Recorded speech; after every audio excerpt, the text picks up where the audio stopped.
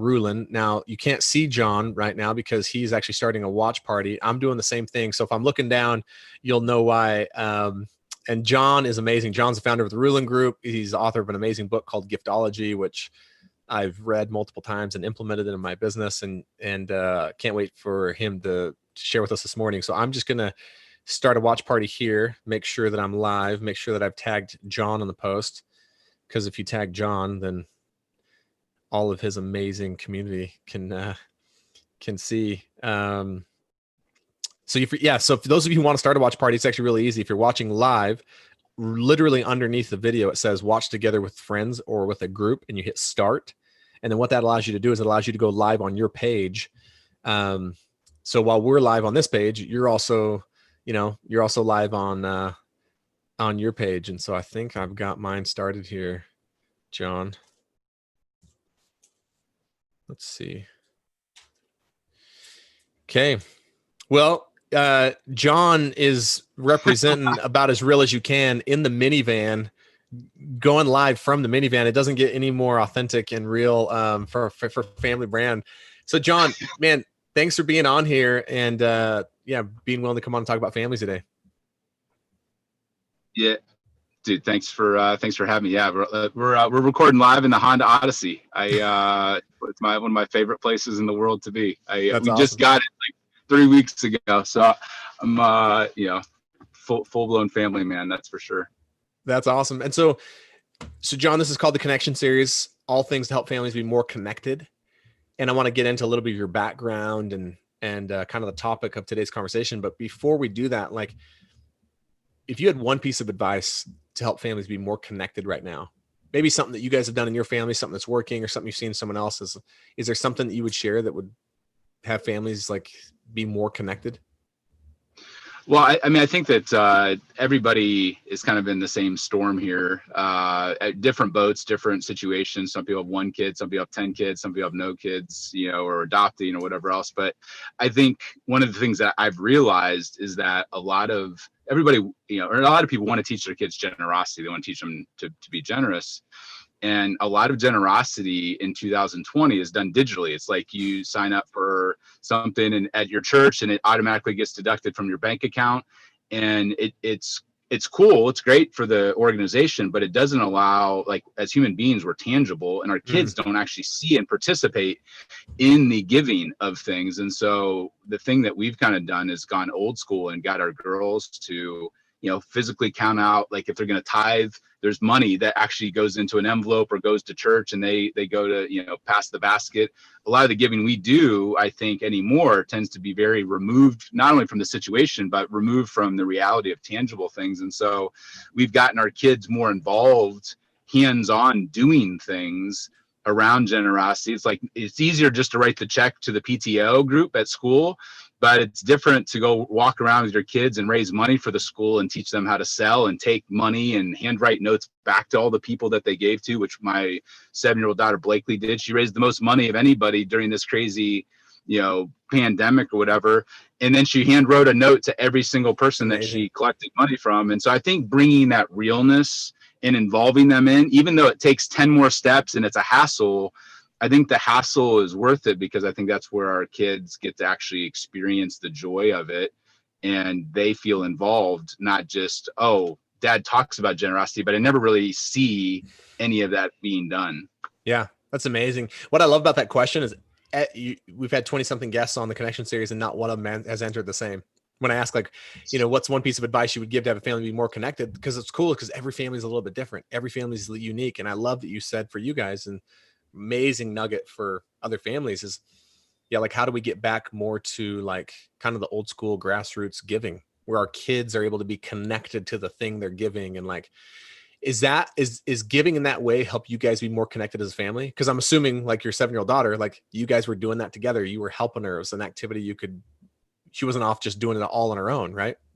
No, I think so. I mean, I think we spent a couple hours walking around the neighborhood. Like, she was literally, like, she had her pitch. I was there, but I stood back and made her kind of memorize her script. But, like, to me, and it was cold. I mean, it was like cold out, and we're walking around. I'm in like a shorts and t-shirt thinking she's going to maybe, I didn't know how long she'd want to do it for. And I said, hey, what's your goal? And she's like, I want the top, the top prize or the top whatever. And I'm like, okay. But it was fun to work with her on her pitch and practice and see her develop the confidence, because she tends to be a little bit more shy in general, and to see her walk up to perfect strangers that she's never met before and get that. And so to me, it was a bonding moment. I'll never forget it. And I think she walked away feeling proud that she had contributed and been a part of things. And then I said, hey, we got to write down all the addresses of all the places we stopped at. She's like, well, why is that? And I said, well, they just entrusted you with, $20 or $5 or $10. Like, we have to, you got to update them and let them know, did you hit your goal or not? Did you? And she's like, oh yeah, that makes sense. So it took her probably a week to write those, 14 thank you notes. But she wrote them all herself. We kind of crafted what it might sound like, but she had to write them all. She had to hand address them all. And I think there was a sense of pride. But also for me, it was just an excuse to spend more time, with my daughters. And we've done that in various ways. But I think that more, one-on-one, hands-on type thing with your kids, they all we have 4 kids, but they all crave that one-on-one attention. And I think that's really, really, we realize more and more, that's really important to them. Yeah, they associate as the family, but they also really associate as hey, as a human, where do I fit in this family and in this place? And how can I get one-on-one attention? And I think that, the generosity piece is woven into really just quality, kind of like a Jim Shields, the family board meetings of one-on-one time is really, really powerful to build around. Totally. Yeah. Jim and Jamie were on last week on the Connection series. They're amazing. And it's so funny because my boys, Scott Donnell, a mutual friend of ours, he was on the Connection series. Yeah. He's piloting beta group with My First Sale. My kids are launching a business called Creator Complain, where they're going to sell apparel to inspire, families and kids to be creators. And so they came and asked me if I would connect them with some entrepreneurs, and I did. And then afterwards I said, what would be a cool thing to do to thank them? And, to my kids, it's like, oh yeah, I guess we said thank you at the end of the call. Right. But what? And so I gave them your book, Giftology. And that was part of their homeschool, is to read Giftology. And so, they're going to send handwritten thank you cards, or they have, and my daughter made some bracelets, but it's I would have never thought about, that was just something we did. And that's something I tried to do in my business, but man, to do things like that as a family, to practice generosity as a family, to practice giving as a family, but also do it in a way that's not just digitized, right? Yep. Real, handwritten thank you cards, real giving. That's powerful, man. It's amazing. So for those of you who are watching. Yeah. Go ahead. No, I was just going to say I think a lot of times it's become very commonplace in our modern society, especially in some of the circles we run in, with Miracle Morning and these different guys that are, Hal Elrod, feeling gratitude in gratitude journals, all these things, they're feelings, but gratitude is an action. And I think that's where and I think kids naturally are woven into our DNA as humans. God's wired us to be grateful, and to the amount of pictures that my kids draw and the amount of things that they want to write. And I think, oftentimes we kind of pull them out of that, and we forget as humans, we're creators as kids. We're thankful, excited, joyful, take action kind of people. And oftentimes schooling can kind of beat that out of you, of just check the box and whatever else. So I think the more you can tap into that already, especially with younger kids, they want to do things, they want to take action, they want to be involved, they want to use their creativity, and we're tangible beings, not just digital. And so I think the more you can shine a spotlight on that as parents. I'm not perfect at it, my wife's not perfect at it, but we're looking always for those moments to be able to tap into that.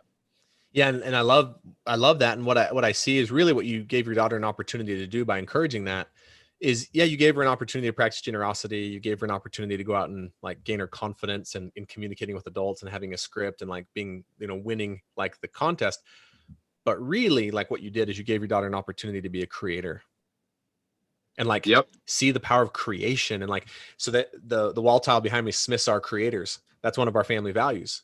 Right. And it's and so one of the things behind Family Brand, I tell everyone, there's 2 schemes with Family Brand. They're good schemes, but the scheme, right? The scheme is to get inside homes through Family Brand and do 2 things. Create a culture where there's space granted to every individual in the family that has each individual in the family love themselves. If every family had a culture where every individual in that family loved themselves for who they were and didn't feel like they had to be anything other than they were. No shoulds, no supposed tos. So that's one scheme. And then the second scheme is to get inside homes and flip on the creator switch and just remind people and remind ourselves, like myself included, continually reminding myself and my kids, like, we're creators, like we can create any possibility. That's why I love that. So for those of you just tuning in live here with John Ruhlin, he's already shared some amazing nuggets. Like, you have to start a watch party and share this with the people. And basically he's talked about is one of the most powerful things you can do to have a family be connected is create like opportunities for your kids to be generous and create opportunities for you to give as a family, but maybe not just in a digitized way, but like old school giving, like personally seeing people. And so John, like, giving is a huge part of your life. It's the foundation of your business model. You wrote a book called Giftology. And when I asked you today, like, what do you want to share most? And it was give more than is reasonable, I think was the line, right? And so within that, like this idea of give more than is reasonable, like tell us more about that. Like, oh, hold on, guys. We got John's frozen here. This has happened one other time on an interview. Let me see if we can get John back here.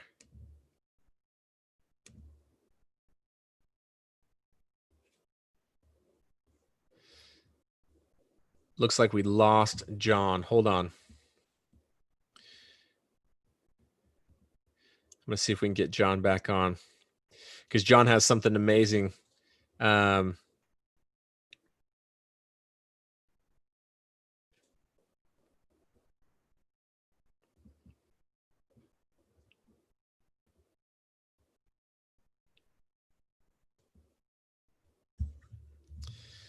Let's see here.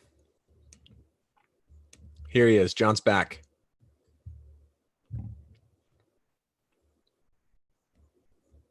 John, you back with us, man? Chris. Hey, sorry about that. This is you're the second. It was my fault. You know what was funny is the phone was in the sun, and the sun beat down on it, and it shut off because it got too hot. So difficulties that you're not expecting based upon being in a vehicle. So, dude, hey. My apologies. You're good. We're still live. We can roll with the punches. Hey, families get it, man. So John, when I asked you, I was just telling him like about the topic. I asked John what it is he wanted to share, and as kind of a topic, and he said give more than is reasonable. And I just wanted you to unpack that a little bit. Like, what do you mean by that? Like, give more than is reasonable, and like, how can we apply that in families? Yeah, well, I think it was something I saw early on when I was 20 years old. My original mentor, Paul, who, the book Giftology that we wrote is written for business owners, but really it's written for all human relationships. And he was somebody, most people, I think, in all elements of life, they hold back 5 or 10%. Like in love, in generosity, in compliments, like we're afraid to look weak or desperate, or we're afraid to be taken advantage of.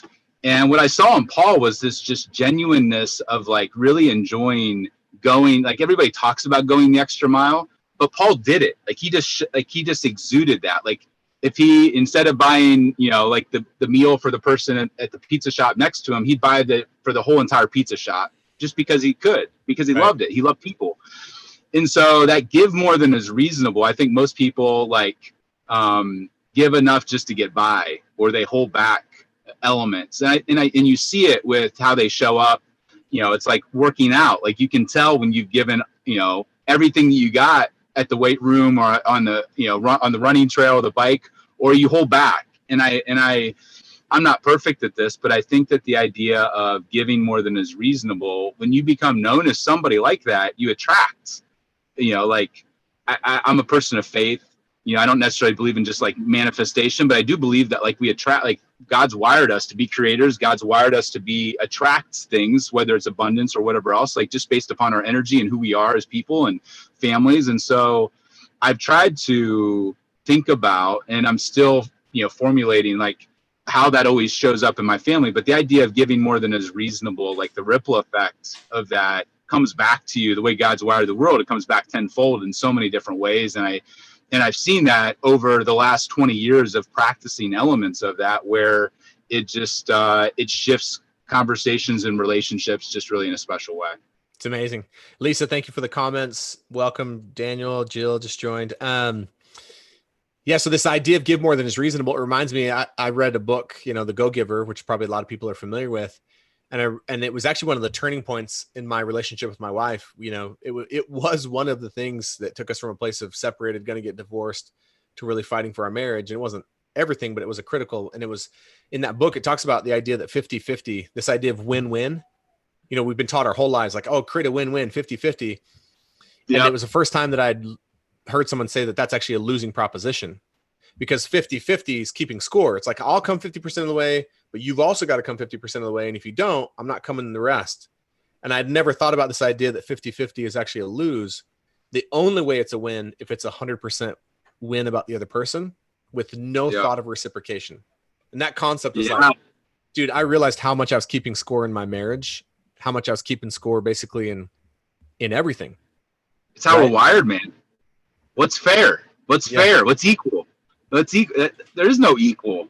Like, I look at my wife, like, there's no way, like, she's carried 4 kids through 9 months, then like 2 years of breastfeeding and whatever else.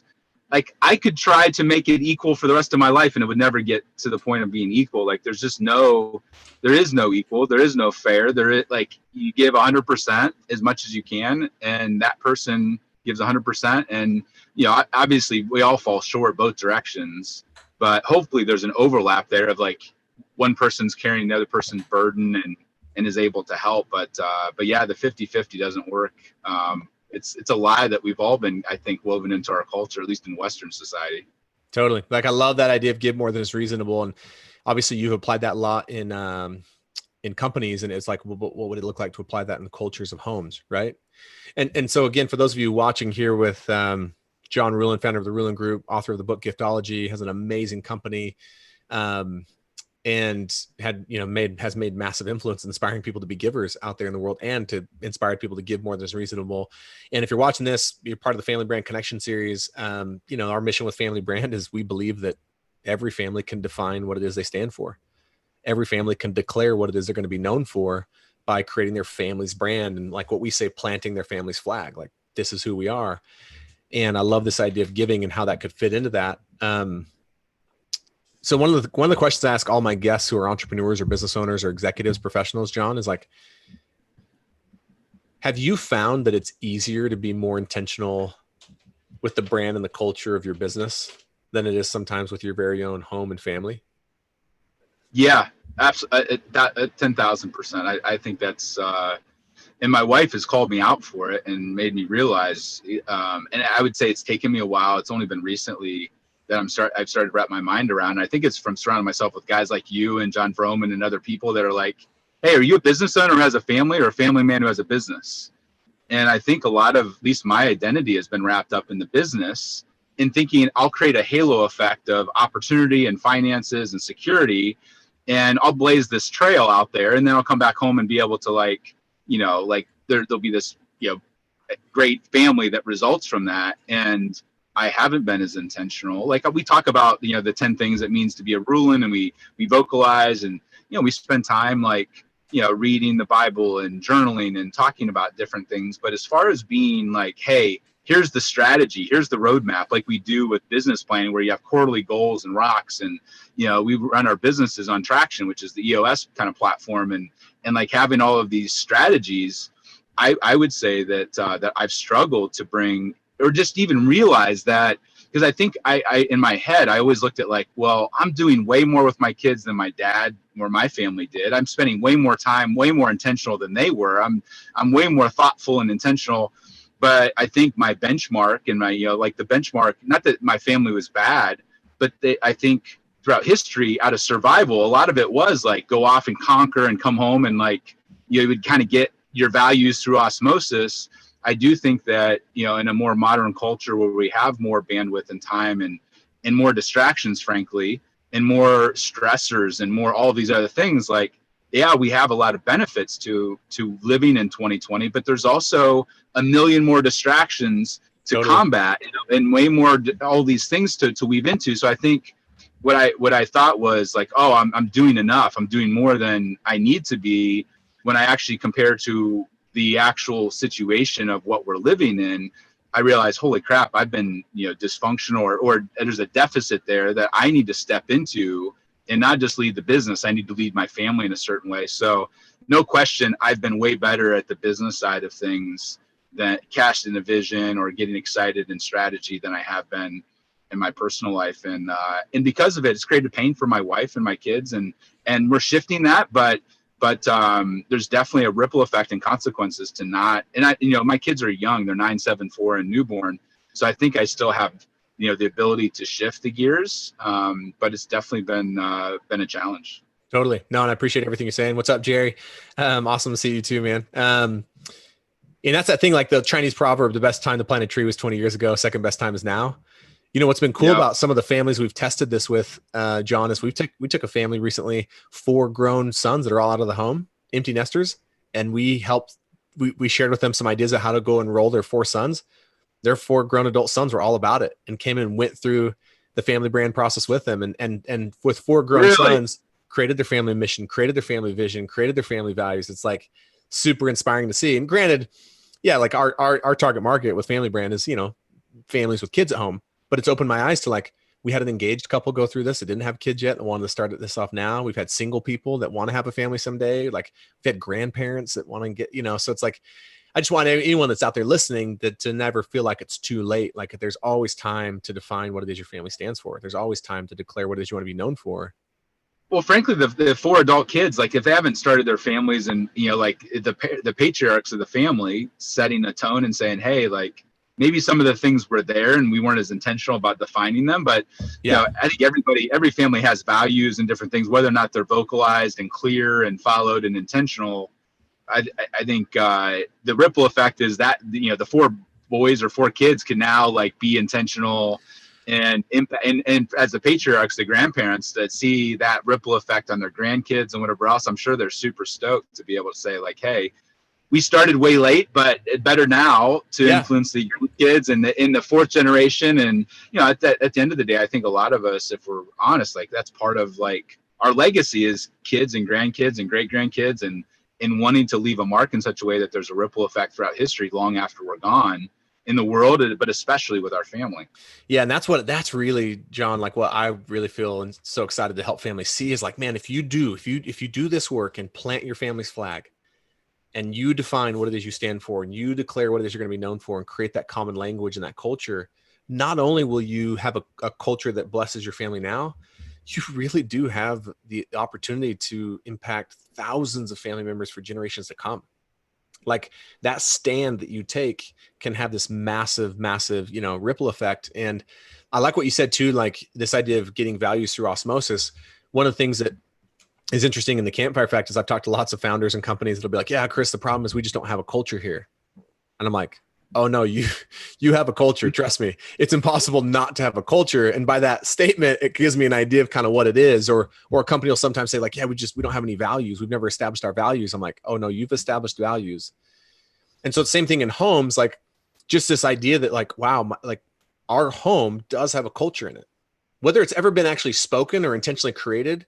There's a culture, and your kids could put language to it if we asked them. There's values in your home, whether they've ever been. So it's like, the question though, is it done by design or by default?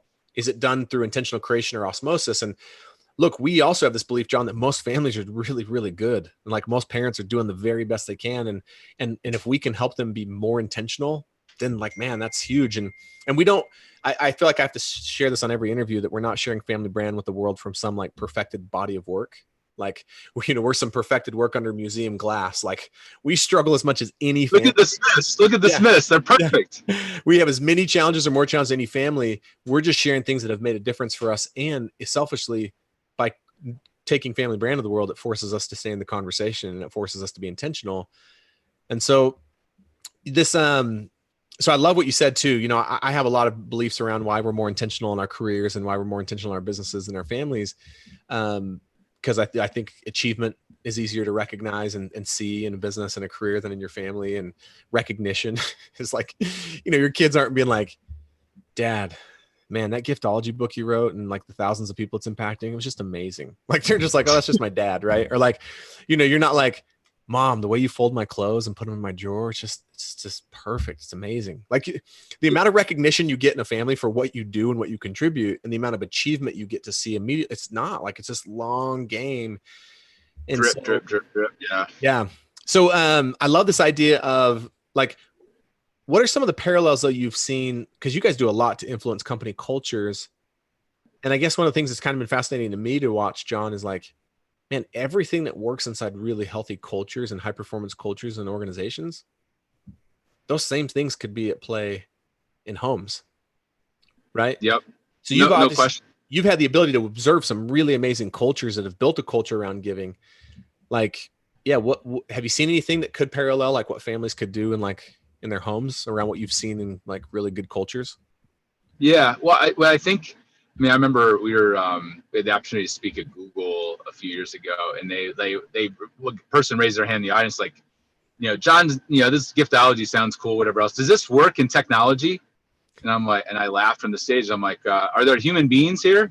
And they're like, yeah, about 60,000 of them. And I'm like, well, then it works. And so I think a lot of what we forget is whether it's in a business or in a home or in a church or whatever, in a nonprofit, like it's like what makes up those places is humans. And we forget that like we're wired a certain way psychologically to when you love on people, no strings attached, you want to reciprocate. If you love on somebody with strings attached, that's called manipulation. That's manipulation in the workplace. It's also manipulation at home. And so I think that oftentimes we forget that like, the stuff that's in business stuff or whatever else, like it applies at home even more so, because if anything, like at home, like everybody knows your BS, everybody knows the stuff behind the scenes, everybody like that. And, frankly, like my wife can call me on stuff better than anybody in business can, because she knows all of the behind the scenes inner workings. And so I think it's probably most challenging to incorporate things because people have seen your worst days and they're like, you're saying this, but like 5 minutes ago or 5 days ago, this was the monster that you were. Like you were like not exhibiting those values at all. So I think the consistency, I see a lot of people in business where they'll do something for a season, it's a flash in the pan, and everybody in the culture is like, what's the next thing going to be? Like, this isn't real. And I think in families, my wife will call me out and say, John, like, hey, like, that's great that you're doing that, but like, are you going to be still doing that 3 months from now? And so I think the consistency and the follow through, the level of expectation, I think when you're able to love on your employees and send them gifts as a just because versus, hey, you've been here for 50 years, here's your gold watch. We all like to be acknowledged and appreciated just as being a human being. Totally. And the same applies with our relationships at home. Like if you just send if you just do things for your wife or kids on anniversaries, birthdays, and Christmas, like those are table stakes. Like those are just like, you don't earn brownie points for that. Like showing up for people and being thoughtful and intentional as a just because, not because I won anything, not because I did anything wrong, like just loving on people. And so I think that starts to create this culture of like showing up for people powerfully year long, not just on special occasions. And that's something that my wife's really taught me is like, hey, it's great to do cool things on traditions and whatever else, but it's like in the day-to-day grind of like showing up powerful, and intentional and thoughtful and creative and fun and loving, through on a random Tuesday actually means more oftentimes than the big celebratory on Mother's Day or on, Father's Day or on Christmas. And so wow. I think that building that into, hey, it takes extra thought to be thoughtful. Like people will say, well, it's the thought that counts. And that's a lie in business. And that's a lie at home. It's the thoughtful thought. It's going the extra mile and being, really creative and taking the time and energy and resources, the same that you would on a client, doing that for your spouse or your kids, I think goes a really long way. And sometimes, I've been guilty of like massively creative and thoughtful and loving on my clients or employees or prospects, and then having nothing left in the gas tank to bring home. And I've done a better job the last number of years of flipping that and being just as creative, if not more creative and thoughtful and intentional with the things I'm doing at home versus like leaving it all on the field and having nothing left when I get there. Yeah, Richard Lidner, one of the co-founders of Digital Marketer, he was on a couple weeks ago, the Connection series, and he said a line I'd never heard before. And he's like, yeah, do our families get the best of us or what's left of us? And I was like, man, That's really, really good. Are you familiar with Clayton Christensen's work, the Harvard professor? He wrote. I mean, I know I've read Yeah. paragraphs and articles about him. I've not read his like big bodies of work. Yeah, he was huge on innovation and disruptive innovation. And he had this amazing TED talk, which you would love, John, called How You Will Measure Your Life. And he talks about this it's just powerful, all things around families. Not all things, there's a lot of it, though it is about family. But he came and spoke when I was a missionary he came and spoke to us. And at that time, 19, I had no idea how profound this guy was. But he said a line that I'll never forget. And he said, most human beings have a greater desire to give than to receive. But we don't put people in positions a lot to be able to give. And he gave this analogy. He's like, so you guys are missionaries and you're trying to get people to come to church with you on Sundays. He said, your greatest likelihood or greatest bet to get someone to come to church on Sunday is to invite them to go give someone else a ride to church that needs to come to church on Sunday. If they're put in a position to give and serve someone, they're more likely to come to church than just by asking. And I was like, and so I love this idea of giving when it's not just table stakes, but like giving of your family, you know, in random and creative and fun ways. But also it just opened my eyes to like, man, how many opportunities am I providing my children to give? Yeah, contribution. It's woven into DNA. Yeah, I mean, that's, I think, contribution and, you know, being able to be a part of things. I see it with my 4-year-old, like when you know, the 2 older sisters are helping clean up after dinner, you know, we were making them do chores and sweep and mop floors and all that kind of stuff. Like, she wants to give and contribute too. Yeah. And so I got to be creative on, you know, the natural inclination is like, oh, you're not old enough to just go do something else. Totally. And because it's oftentimes the job that they do at that age might actually create more work for you, dude, both on the front end and the back end. But actually, I think, you know, I think there's like a study or some like why kids are so helpful, like in Mexico or some of these other countries.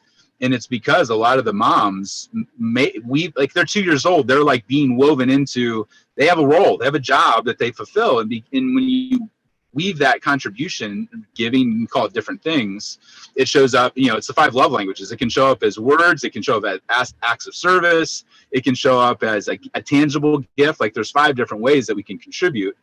But I think that allowing your kids, and we're not perfect, but there's sometimes we're just like, get out of the way. We got to get this done because we got to go to church or go to the party or do the whatever. So true.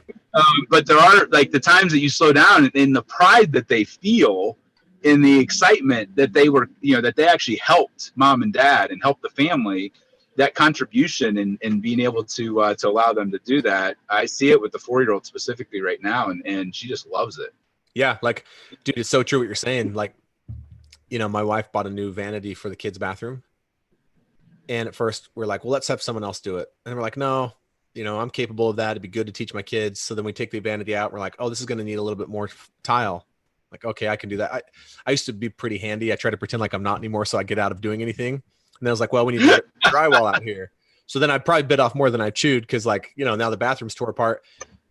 But I really, truly, authentically did not want my 5 and 7-year-old in there helping me rip out the drywall. Cause I knew it was going to take 10 times as long. It was going to be 5 times as messy, dude. But they loved it. Like because they want, like, I think that's such an important reminder as human beings, especially kids, have an innate desire to contribute and give. And look, like, yeah, if your 3-year-old helps make dinner, it's going to be a disaster. You know, our 3-year-old always wants to help and it's a disaster. Like it is, it's way more work, way more effort. And yeah, there are those times where it's just like, look, I just don't have the patience tonight. Like you're not helping with dinner. Right. But more times that we can give them, it's just a good reminder to me. It's like, dude, my 5-year-old son and 7-year-old, 8-year-old daughter last night were so proud and so stoked that they got to help demo the bathroom and rip the drywall out. And it's just like, but I think just this conversation, this I give more than is reasonable is huge for me. And it gives me opportunities to look at where I could do that more in my family. But also maybe even bigger for me, John, is like, man, yeah, it's just a reminder, like when your kids want to give and want to contribute, let them. And it's also this, like, how many opportunities I'm actually providing my kids to give and contribite that they, you know, open up that space. Yeah. That's awesome. No, well, and sometimes you're surprised, like my 4-year-old, she saw her older sister doing things and she's like, I want to make eggs. And sure enough, like she's making the eggs. If she gets a piece of shell in it, she's getting the shell out. Like she made, like, I need to help her a little bit, but she jumps up on the counter, turns the stove on to medium because that's where she saw us put it. Like her observant skills and ability to like fine motor skills and whatever else. I'm like, she goes to a Montessori school. So she's kind of like used to that kind of like self-learning and doing repetitive things to kind of learn things. But I think when we, like, at least for us, like what you see is like your kids are oftentimes more capable than you give them credit for if you just give them the space to try. And sometimes it is a freaking disaster and you're like, oh, that was a bad move. But there's other times on the other side where you're like, wow, I can't believe she or he's doing that. It's like, that's amazing. Yeah. I wouldn't have expected that. Totally. And I would encourage all of you guys watching this, and for those that watch the replay, to go buy John's book, Giftology. And what's interesting is you'll see a lot of examples in there of giving in business and strategies and ideas. And I would just have you see that every single one of those applies to families too. Like every one of those principles around, the principles behind giving and the ways you give. It was an amazing book that made a huge impact on me. And it's a big part of the reason why we send the gifts, not just that we send the gifts we do, but the way we send them and how we send them and why we send them. And, I felt like I was pretty intentional prior to reading Giftology and realized I wasn't, and had an opportunity to be way more. And so last couple questions here, John, that I ask all of our guests.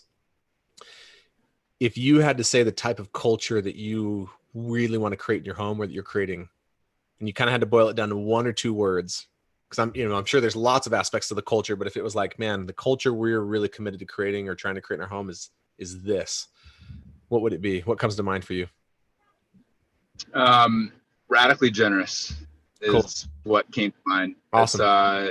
It weaves in, like, the radical part is going the extra mile in all things. Generous can apply to a lot of different things. If I sat down with my wife, she might be like, that's not our culture at all.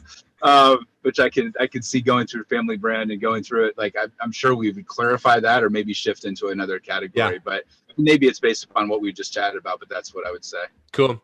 And by the way, this is an opportunity. Like a lot of people are reaching out to us like, hey, when's the Family Brand flagship course going to be ready? We're ready to build and we're actually filming it this afternoon. But you can start working on this now. If you're watching this, one of the things that we teach in the Family Brand course is that you put in language, we are creating a culture of, and like define it. So ours is love, joy, and connection.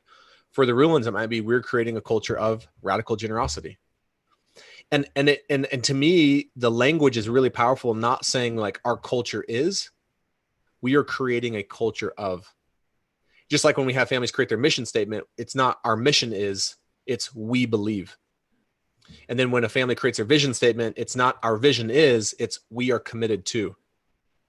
Right. And it's like, and then same with your family values is, it's not our values are, it's Ruhlins are, Ruhlins do, Ruhlins create. It's personal and active. Yeah. Yeah. So we want to link people's last names to their family values and be like, dude, that last name, like that's part of your brand. Like that's who you are. And so for those of you watching now, ask yourself that same question as a family. It's like, man, what kind of culture are we creating in our home? We are creating a culture of, we are committed to, those types of things. Okay. Last question. If you could decide, which you can, and you're obviously shaping this, but like, what do you want to be known for as a family? Like if the Smith family, my family, met your family, we hung out, we became friends. And like later down the years, we're talking, oh, remember the Ruhlin family? They're just like, what would we say about the Ruhlin family? Like, what do you guys want to be known for? Just one thing, just one word. No, it's hard. It's hard. I put people on the spot here. If you had to like boil it down, you want to be known for what as a family? Yeah, I think that the thing that sums up for me, and this is really what the topic is, generosity, and really the word giftology, and a lot of what I get excited about. Giftology is just another synonym for love, and generosity is another synonym for love. And there's a lot of different ways you can love on people, but it's loving on them in the place that they need to be loved. And sometimes that's hospitality, sometimes that's service, sometimes that's any number of things. But I think that generosity of like people feeling welcome to be who they are and feel like engaged with that generous spirit, I think filters out into a lot of different areas. But that would be the one word. Love that, man. That's amazing. Well, John, thanks for having us on, dude. For those of you just tuning in live to see somebody jumping on, you got to go back and watch this. Amazing nuggets about how to create a culture of giving and generosity in a family and giving your children opportunities to be generous and give. You can, if you want to follow these types of interviews that we've been doing, you can go to the Family Brand Facebook page and just like our page. We're always posting about the upcoming interviews. You can also go to Family Brand and search family, or go to Facebook and search Family Brand Community and join our Facebook group. And we have a gift for you, a free course we've created for families. John, how can we find out? Like, I've encouraged people to go buy the book Giftology. Is there anything else that we could do to follow you or find out more about you and what you guys are up to with the Ruhlin Group? Yeah, well, I just say that a lot of times people will hear about the book Giftology or what we do, and they're like, "Oh, I don't like gifts," or "I don't like gifting. Who cares?" And I'm like, "Yeah, you're right. I don't care about gifts either. Gifts, at the end of the day, we all care about relationships. We all care. Businesses rise and fall in relationships. Obviously, family, it's relationships, and relationships thrive when you show gratitude, appreciation, and thoughtfulness in this radical way to people. Like they thrive. That's where they flourish." And so the core of our business, the core of everything is, show up for people powerfully. Gifting happens to be the one thing that we talk about, but anybody could do what we do. Like, there's no secret sauce. There is a recipe, but anybody can follow the recipe. If your tribe wants to go download our full recipe of how we show up for people and the step-by-step, why to do this, how to do this, how much did you invest, all that kind of stuff, they can go to giftologysystem.com and download our entire playbook of what we charge thousands and even tens of thousands of dollars to walk companies through, to think about, everybody has a financial plan, a marketing plan. Maybe now they have a family plan, but most people don't have a relationship plan. And that's really the core of what it is be just as thoughtful and strategic as you are with your finances, your marketing, as you are with your relationships. And when you have that strategy, it's amazing how all of a sudden, numbers fall in place, budgets fall in place, and consistency, year after year falls in place. And that's where, in business and in life in general, those relationships start to thrive. It's amazing. Yeah. And I can say that what I've taken from Giftology, it was not about the gifts. It was about what can we do to be intentional about the relationships? And the gift is, part of that. And we have been more intentional about the types of gifts that we send. Guys, again, John Ruhlin, founder of the Ruhlin Group, amazing work that they do in companies and cultures. And I love the idea of so much of that, how it applies to families. And thanks again for coming on, man. Hey, thanks for having me, Chris. Okay. See you guys all soon.